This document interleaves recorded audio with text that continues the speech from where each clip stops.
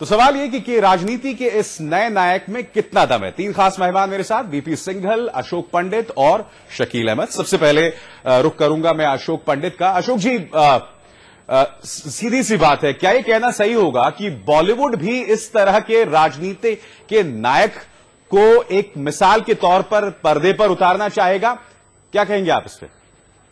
अभी सर देखिए, हम तो सच्ची जिंदगियों में जो चीजें होती हैं उन्हीं को सामने लाते हैं, और हमने काफी नेताओं को, लीडर्स को, पॉलिटिशियंस को पर्दे पर लाया है, जैसे मिसेस गांधी हो, ऐसे काफी जो चीजें आई है, पंडित नेहरू हो, discovery of India Shyam ji ने किया था, तो हम तो उन्हीं चीजों में जुड़ते हैं जो हमारे सामने होता है।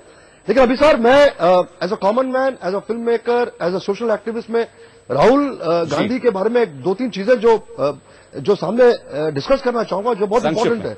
क्या होता है, मीडिया हाइप करता है, जैसे सिंघल साहब कह रहे थे और शकील साहब कह रहे थे, और एक चीज एक्सपेक्टेशन लोगों की बढ़ती है। राहुल गांधी के पूरे इस महाराष्ट्र के टूर में या बिहार के टूर में दो तीन चीजें जो निकल के आई है, वो ये है कि भैया ये आम आदमी का आदमी है।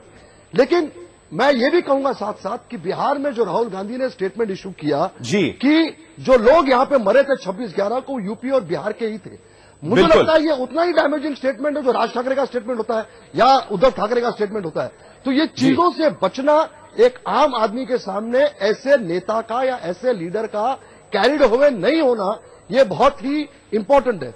यानी कि अशोक जी, आप ये कह रहे हैं, इसमें दो राय नहीं है कि उस वक्त राहुल गांधी वाकई एक पॉलिटिशियन की तरह बात कर रहे थे, जैसे कि बाकी सियासतदान भी बात कर रहे हैं, मगर इस खेल में उनको रहना है। जाहिर सी बात है, उस अंदाज को भी सीखना होगा। मगर जैसे कि हमने कहा कि अभी उनके सामने बहुत लंबा रास्ता है और अभी से जश्न नहीं मनाया जा सकता राजनीति के इस तथाकथित नायक का। शकील साहब आपका, अशोक पंडित आपका और सिंघल साहब आपका, तीनों का बहुत बहुत शुक्रिया इस चर्चा में शुमार होने का।